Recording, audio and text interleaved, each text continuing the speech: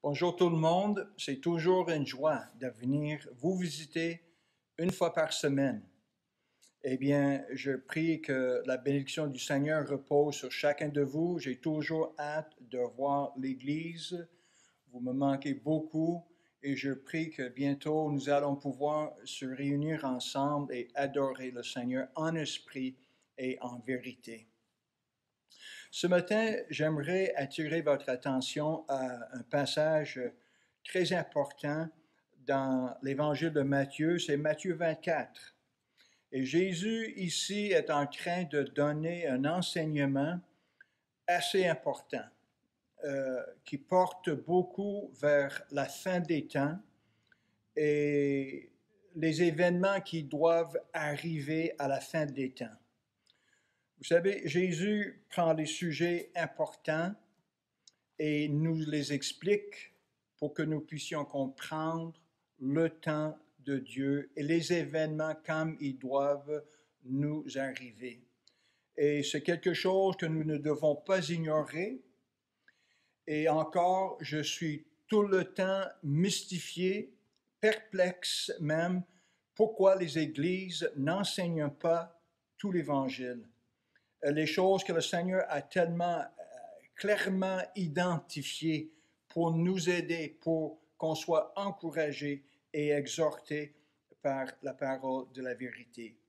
Eh bien, dans ce chapitre, Matthieu 24, et un passage parallèle serait Luc 21, mais dans ce passage ici, ce matin, nous voulons regarder un personnage de l'Ancien Testament qui s'appelle Noé. Et nous voulons mettre ça évidemment dans le contexte. Et le contexte, je vous lis quelques passages avant de lire le passage que nous visons. Jésus, en parlant de la fin de l'époque, quand les gens entendent la fin du monde, ils s'énervent, ils paniquent, ils pensent que tout va être fermé et ça serait la fin de toute chose. Non, la terre continue. C'est la fin d'un système, c'est la fin d'une façon de vivre. C'est Dieu qui vient et nous donne autre chose. Et même dans ce message qui peut nous faire, avec les yeux ouverts, Seigneur, qu'est-ce qui arrive? Eh bien, dans ce passage, il y a toujours de l'espoir, il y a toujours une espérance, il y a toujours un plan merveilleux que Dieu a pour l'humanité et surtout pour les enfants de Dieu. Regardez quelques passages tout simplement qui soulignent la gravité de la fin des temps. Et je dois souligner aussi, qui que vous soyez, je crois que nous devons réaliser le temps dans lequel nous vivons présentement. Nous vivons un temps critique, un temps important. Nous ne pouvons pas fermer les yeux, ignorer ce qui se passe et croiser les doigts en espérant que tout va aller bien.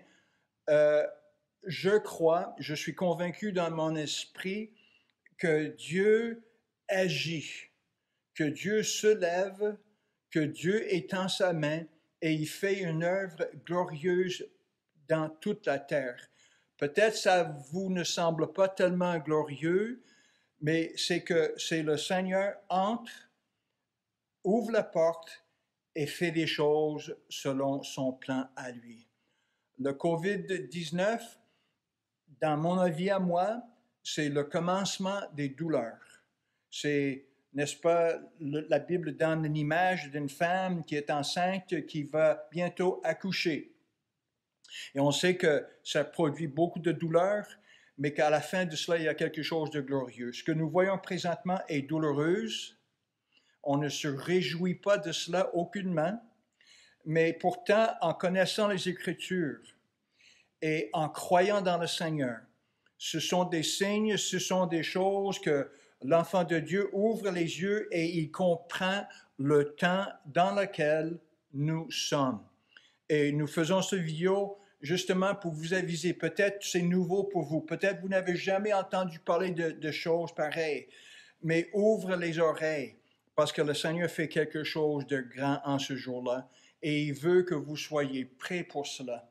Il veut que le Seigneur veut qu'il soit le premier dans votre vie. C'est le but de tout cela. La Bible dit, vous connaîtriez la vérité et la vérité vous affranchira. Eh bien, dans ce passage, il dit, Jésus, en parlant de la fin, ou vers la fin, il dit, car alors la détresse sera si grande qu'il n'y en a point eu de pareil depuis le commencement du monde jusqu'à présent, et qu'il n'y en aura jamais. Et un peu plus loin dans le chapitre, le 27, il dit ceci, car comme l'éclair part de l'Orient et se montre jusqu'en Occident, ainsi sera l'avènement du Fils de l'homme. En quelques lieux, enfin, je termine avec le 27, et le verset 30 dit ceci. Alors le signe du Fils de l'homme paraîtra dans le ciel, toutes les tribus de la terre se lamenteront, et elles verront le Fils de l'homme venant sur les nuées du ciel avec puissance et une grande gloire. Vous savez, le Seigneur a un plan. Souvent, les gens pensent que ça va continuer jusqu'à l'infini. Non, Dieu a un agenda, un calendrier, il a un plan. Et la Bible dit que les jours de la grâce vont un jour s'achever et que le Seigneur aura d'autres choses. Et puis, ce passage, écoutez, ce passage ici parle du jugement.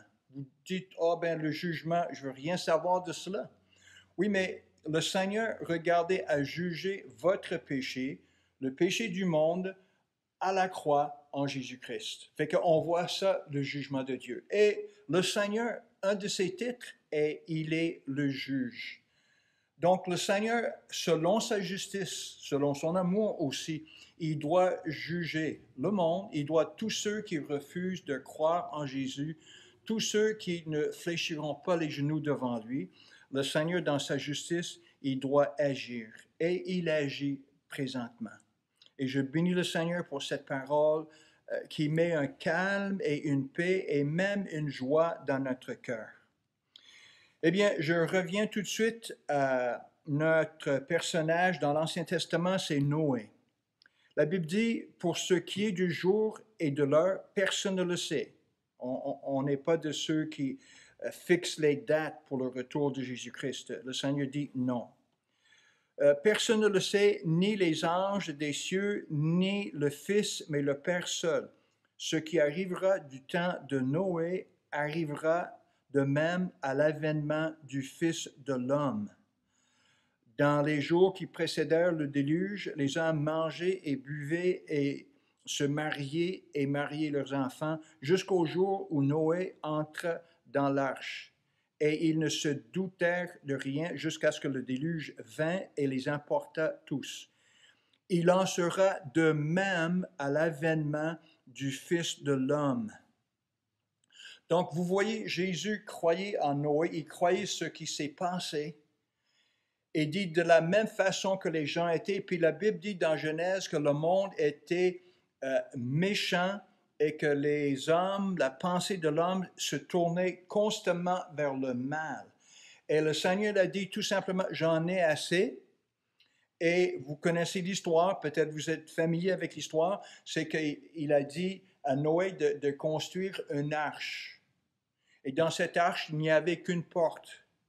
Vous savez, dans le Nouveau Testament, Jésus est l'arche qui va nous sauver du jugement à venir. Et il y a une porte dans cette arche. Et tous ceux qui se réfugient dans l'arche seront sauvés, tout simplement.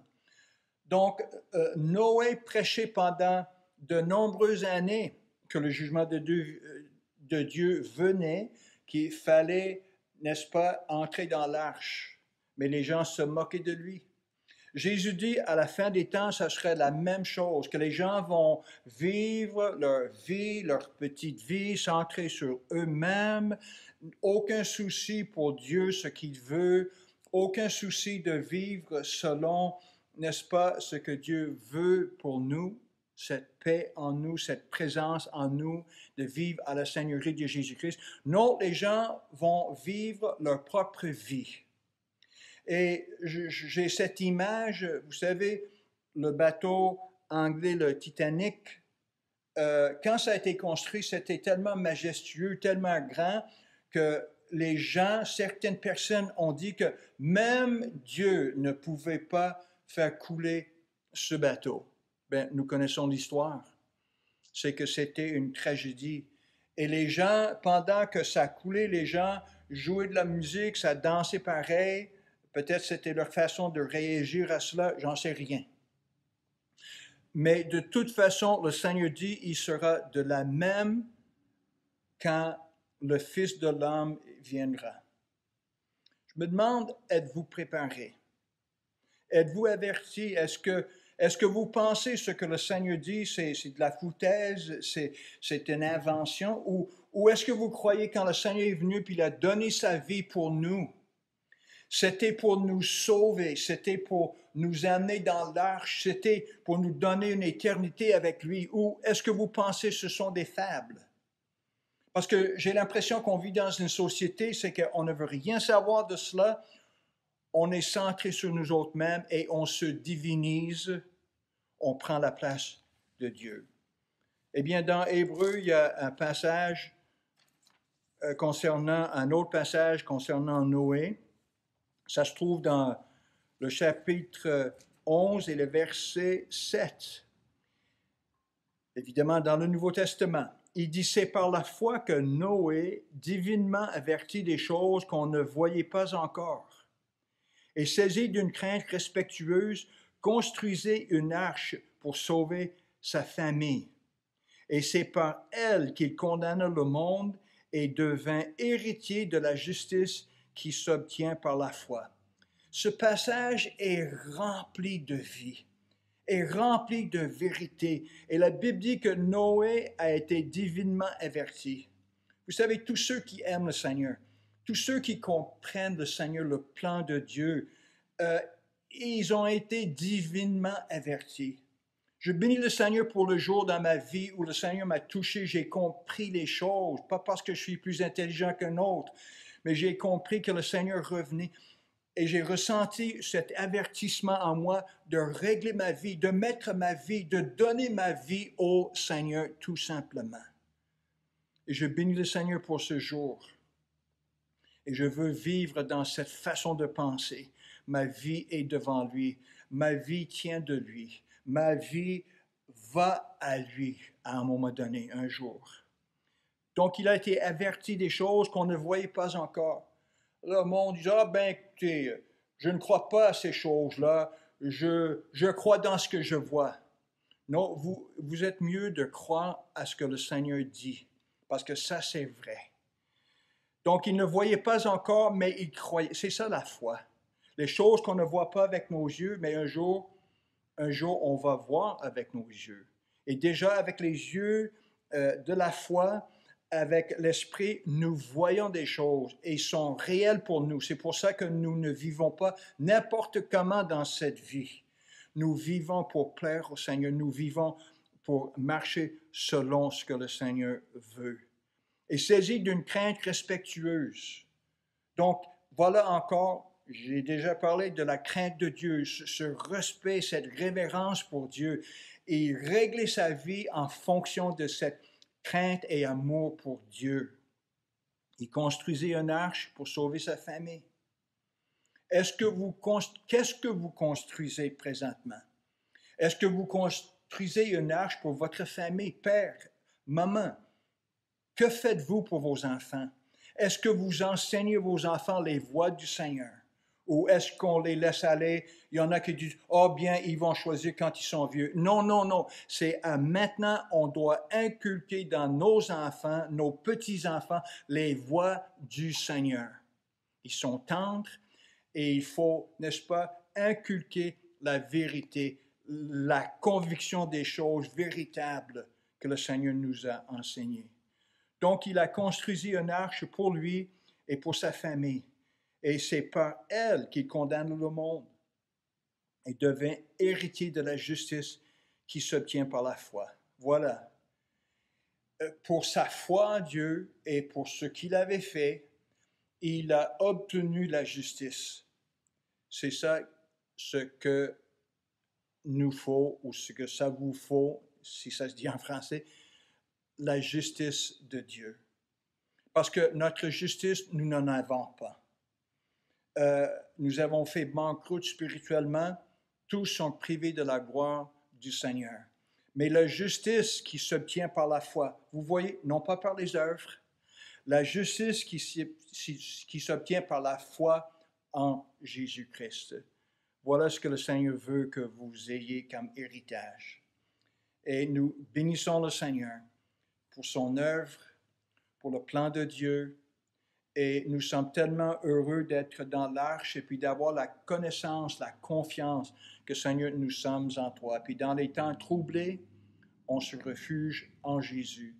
On se refuge avec cette foi vivante que nous avons présentement en Jésus-Christ. Eh bien, ce message est un message qui ne se prêche pas beaucoup dans les églises. Mais enfant de Dieu, ou qui que vous soyez, c'est dans la parole du Seigneur.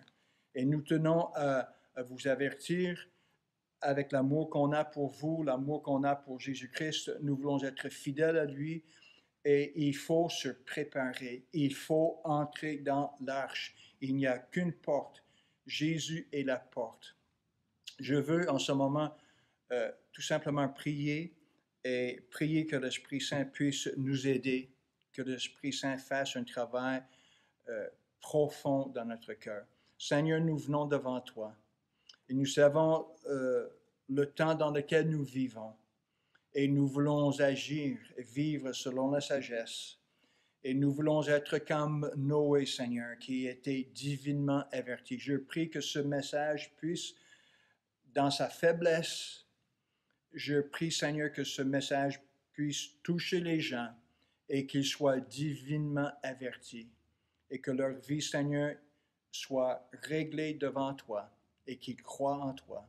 Seigneur, bénis tous ceux qui m'écoutent en ce moment. Et c'est dans le nom précieux de Jésus-Christ que je prie. Amen. Amen.